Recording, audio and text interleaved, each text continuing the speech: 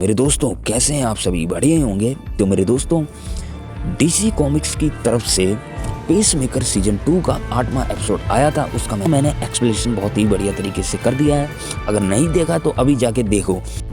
तो मेरे दोस्तों पिछली वीडियो में सैल्वेशन, चेकमेट, पोर्टल के बारे में मैंने पूरा कुछ नहीं बताया था। तो मेरे दोस्तों इस वीडियो में आपको पूरे डिटेल में बताऊंगा। तो चलिए मेरे दोस्तों, लेकिन मेरे दोस्तों शुरू करने से पहले सब्सक्राइब जरूर करें। तो चलिए मेरे दोस्तों, पेसमेकर के पास एक अनफोल्डिंग चैम्बर होता है। तो मेरे दोस्तों उस अनफोल्डिंग चैम्बर में कई सारे पोर्टल होते हैं। तो उसी पोर्टल में एक होता है सैल्वेशन पोर्टल।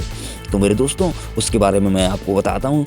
यह डीसी कॉमिक्स में सैल्वेशन एक ऐसा ग्रह है, या ऐसा कह सकते हैं एक डायमेंशन है, जिसे मेटा ह्यूमन अपराधियों के लिए प्रिजन की तरह डिज़ाइन किया गया है। मेटा ह्यूमन मतलब कि ये मान सकते हैं सुपर हीरो जैसा, या सुपर विलन, कुछ भी कह लो, मतलब सुपर पावर होती है उसमें, ठीक है।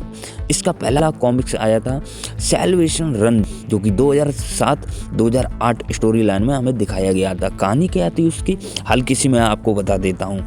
मेटा ह्यूमन अपराधी जैसे कि लेक्स लूथर के गुंडे, जोकर के साथी और दूसरे कई सारे विलन्स थे मेरे दोस्तों। इन सभी को अर्थ पर खतरा माना गया, तो सुपर हीरोज ने इन्हें सैल्वेशन में भेज दिया, मतलब कि दूसरे ग्रह पर भेज दिया। मकसद क्या था, पृथ्वी को सुरक्षित रखना और विलन्स को अलग डायमेंशन में कैद रख देना, क्योंकि उन्हें जेल में जैसे रखते हैं तो वो तोड़कर भाग जाते हैं कैसे करके।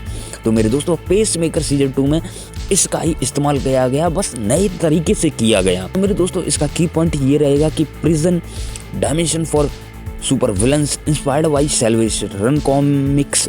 फ्यूचर में, मतलब कि फ्यूचर डीसीयू स्टोरी में इसका बहुत बड़ा इम्पैक्ट देखने को मिल सकता है। और क्या पता मेरे दोस्तों आने वाले जो डीसी के प्रोजेक्ट रहेंगे उनमें हमें क्या पता देखने को मिल जाए मेरे दोस्तों।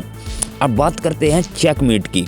तो मेरे दोस्तों 8वें एपिसोड में पेसमेकर और उसके दोस्तों ने एक एजेंसी बनाई होती है जिसका नाम होता है चेकमेट। चेकमेट है वो डीसी कॉमिक्स में एक सीक्रेट इंटेलिजेंस होती है। इसको पहली बार 1988 में इंट्रोड्यूस किया गया था। इसका मुख्य उद्देश्य था आर्कस या जस्टिस लीग जैसी एजेंसी से अलग ग्लोबल थ्रेट्स और मेटा ह्यूमन एक्टिविटीज़ को नियंत्रण करना।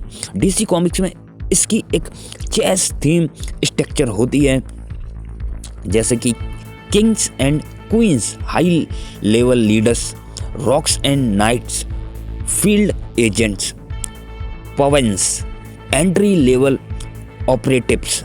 और हाँ मेरे दोस्तों 8वें एपिसोड में हमने ये भी देखा था कि क्वांटम अनफोल्डिंग चैम्बर में हमें कई सारे पोर्टल दिखाए गए। तो मेरे दोस्तों पेसमेकर सीजन 2 में जो पोर्टल हमें दिखाई गए थे वो क्वांटम अनफोल्डिंग चैम्बर्स में ही होते हैं।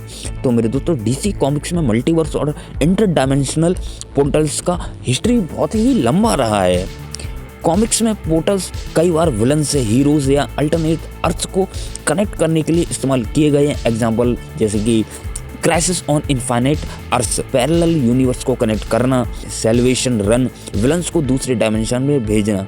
पेसमेकर सीजन 2 में एपिसोड 8 में ज़ॉम्बीज और मॉन्स्टर वाले भी पोर्टल्स हमें दिखाए गए थे। तो मेरे दोस्तों ये सब जैसे कोई फ्यूचर में कोई प्रोजेक्ट आ रहा है तो उससे कनेक्ट कर सकें मेरे दोस्तों, या इससे कुछ आ सके, या कोई जा सके, तो मेरे दोस्तों इससे एक कनेक्शन बना रहता है। तो इसीलिए हमें ये सब दिखाया गया था। और फ्यूचर में इसका बहुत बड़ा रोल हो भी सकता है, क्योंकि ज़ॉम्बीज़ भी हमें दिखाए गए थे मेरे दोस्तों। तो आने वाले समय में क्या पता कुछ ये जो जेम्स गन वगैरह है कुछ उल्टा सीधा दिमाग लगाएं और हमें एक नया कुछ देखने को मिल सके।